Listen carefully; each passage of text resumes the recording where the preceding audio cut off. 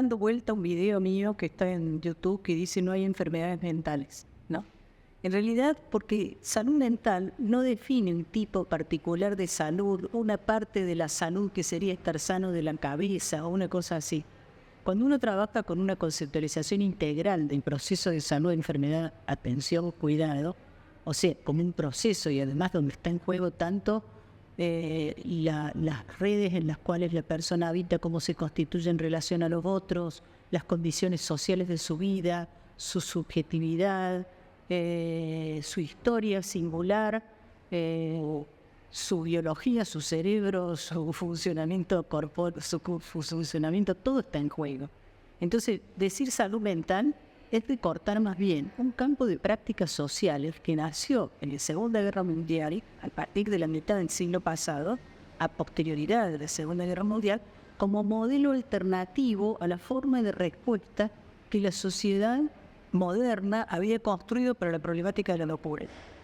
Primero llamada alienación, luego llamada enfermedad mental, digamos, pero había construido como una parte, un campo aparte de respuesta, aún considerando que hoy en día, considerando que no existe ni una enfermedad mental, ni una enfermedad puramente biológica, ni una enfermedad que solamente sea producida por lo social, etcétera, etcétera, que existe la genética, existe lo neurológico, existe lo biológico, existe...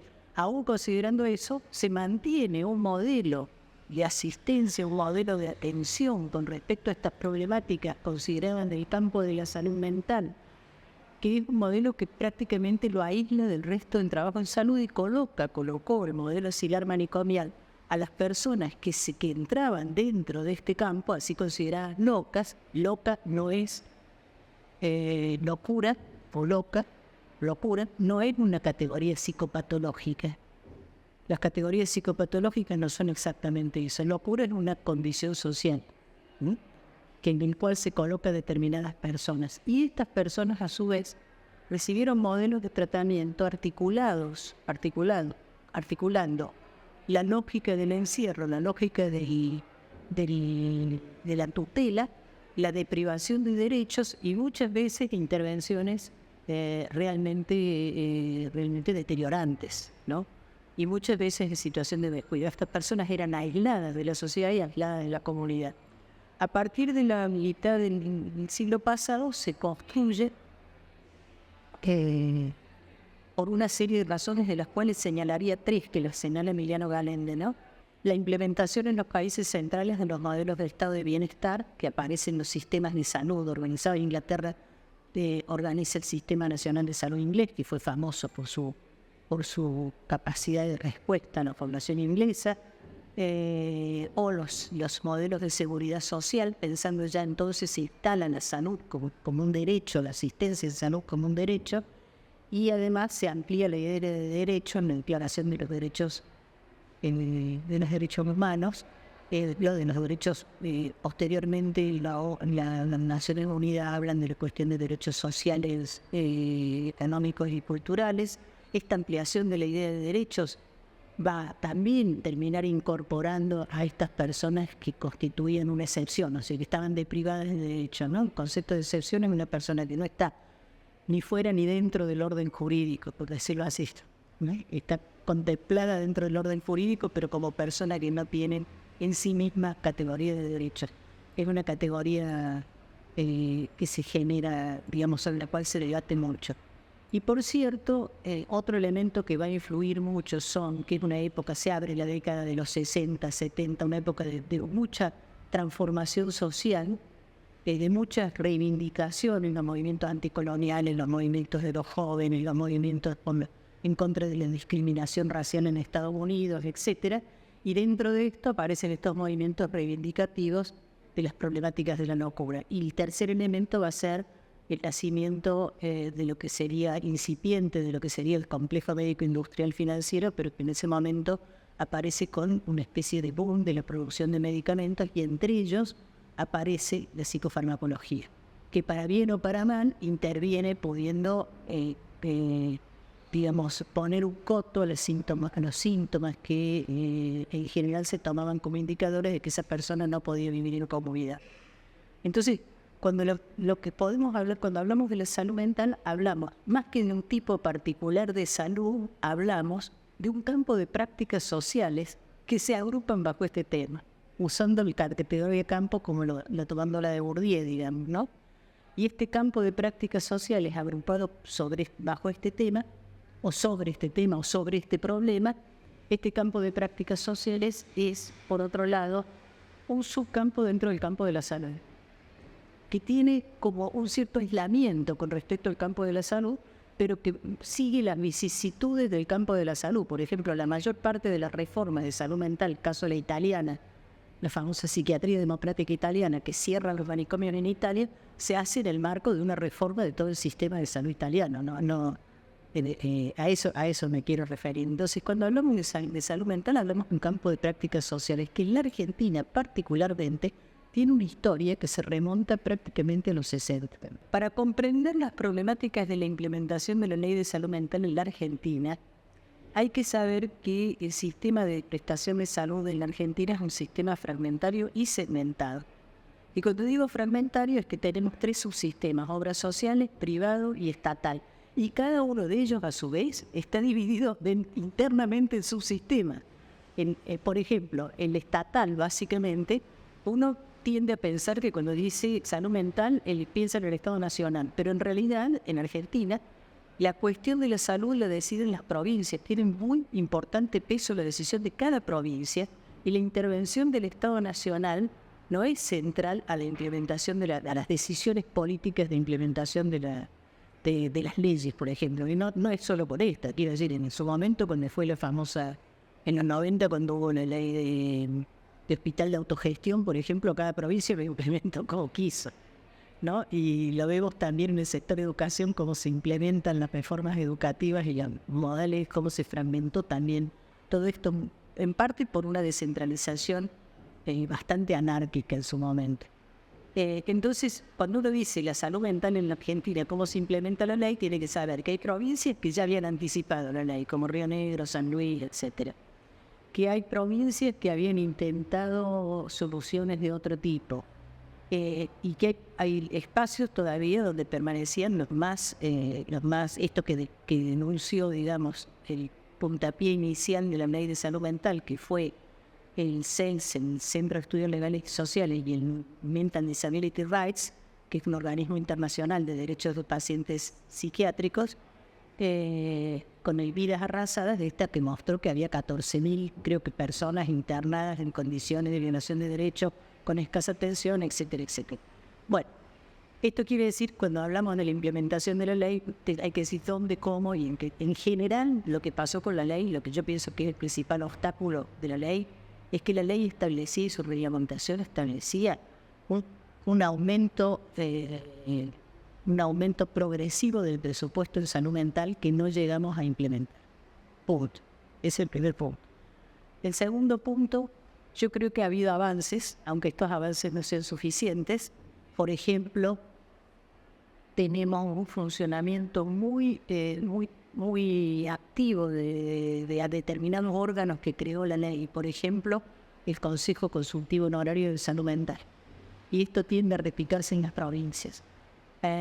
Con la doctora Graciela Iglesias al frente, el órgano de revisión inició un proceso importante también de control que además logró a lo largo del tiempo que en muchas de las provincias se generaran órganos de revisión de distintas formas, con distintos modelos de intervención, etcétera, pero hay una red federal de órganos de revisión, y yo noto también muchas prácticas que se van modificando.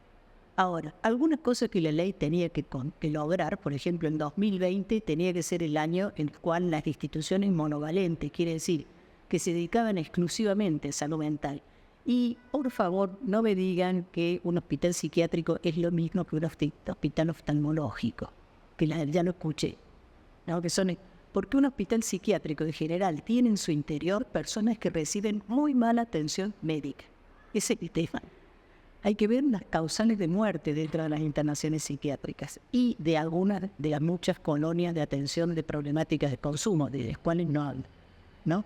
Entonces, por otro lado, hay una tendencia hoy en día a reconocer que los hospitales de especialidad requieren, sin embargo, de una atención integral. O sea, uno dice, un hospital oftalmológico, sí, pero si yo llego con una retinopatía diabética, necesito un diabetólogo, necesito un dietista, necesito un clínico general, porque no es el oftalmólogo el que va a poder solucionar una retinopatía diabética, por poner un ejemplo.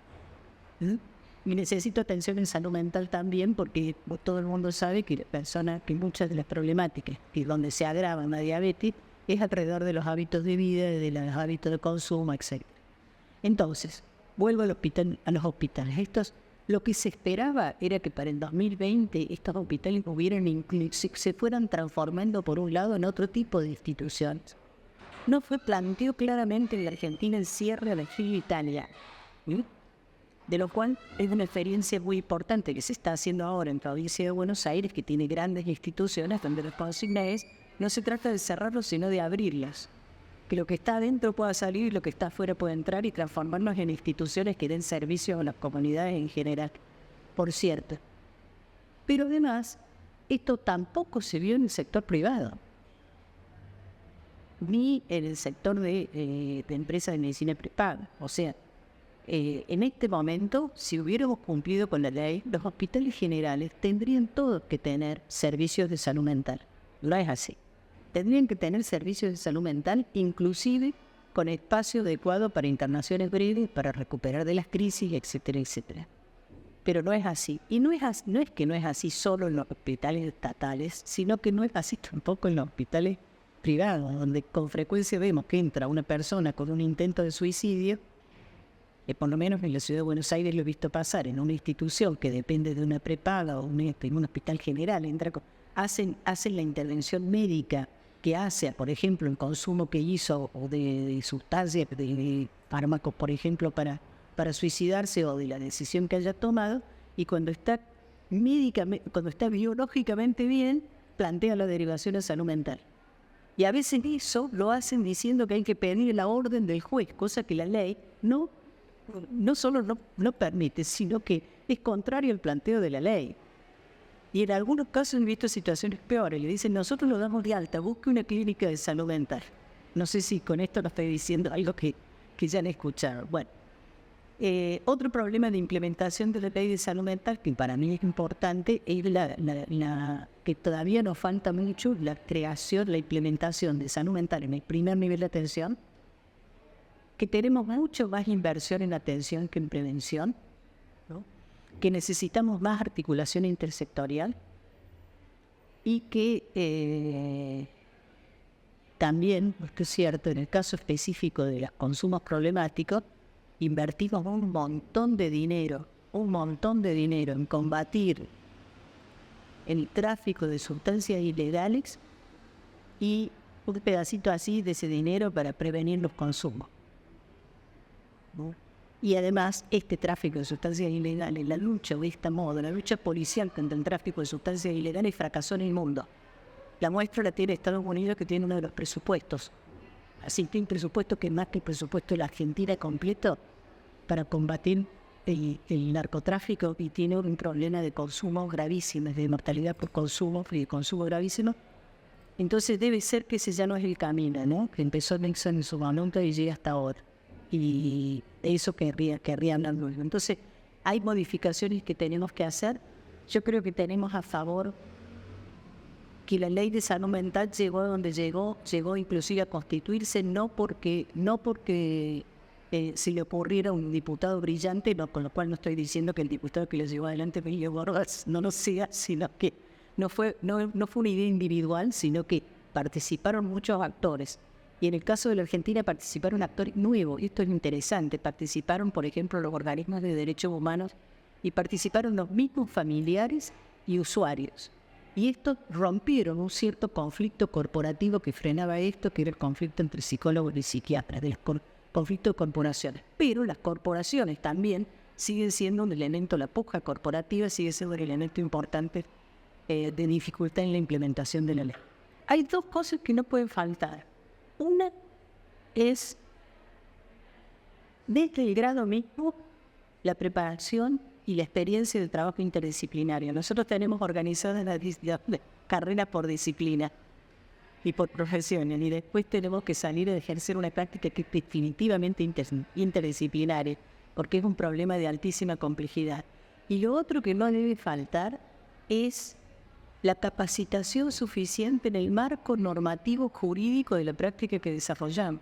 Yo no puedo creer que hay profesionales que desconocen la ley de salud mental, que tiene 40 páginas, la bajan de internet y la leen en 20 minutos, ¿no? Además no está el lenguaje jurídico, no está en latín, no está nada, está escrita para que la comprenda cualquiera que la lee. Ahora, a mí me ha pasado de estar trabajando en terreno y que, por ejemplo, estemos teniendo una situación de crisis y un profesional, por ejemplo, un psiquiatra, digo, no lo puedo internar porque se niega a ello. Pero hay condiciones, hay riesgo cierto y inminente. Artículo 20 de la Ley de Salud Mental, doctor, usted la leyó y me encuentro con que o una de dos, o no la han leído, que yo creo que es la mayor parte de la tesis, que es desconocimiento, porque me acuerdo un estudiante una vez me dijo, si yo hubiera querido estudiar leyes, me hubiera dedicado a estudiar derecho. No, claro, todos tenemos que conocer las legislaciones en las cuales se ampara nuestra vida. Algo, no digo que seamos abogados. Y lo segundo que yo creo es que ha habido unas campañas mediáticas donde ha habido gente hablando por la televisión, por la radio, que está diciendo con respecto a la ley de salud mental barbaridades, pero además con un desconocimiento supino que yo no puedo creer que alguien que va a hablar en la televisión no lea antes aquello de lo cual va a hablar y diga sin que se le caiga la cara, la ley prohíbe internar, por ejemplo, cuando la ley tiene artículos enteros para regular la internación, para garantizar los derechos de las personas internadas, porque es el único campo de la salud en el cual es posible privar de libertad a una persona en nombre de su cuidado. No hay ningún otro. Si yo voy a un hospital con una apendicitis aguda y decido no operarme, no pueden hacer nada, me voy, aunque me vaya a morir. Lo único que pueden hacer es pedirme que los deslinde de responsabilidad. Pero no me pueden prohibir irme, aún a riesgo de mi propia vida. Entonces, el único campo que tiene esta capacidad dentro del campo de la salud en general es el campo de la salud mental, las prácticas en sí mismas manicomiales. Entonces, si es necesaria, tiene que ser breve, tiene que ser una internación en crisis y el objetivo central es que la persona lleve una vida digna en comunidad. Punto.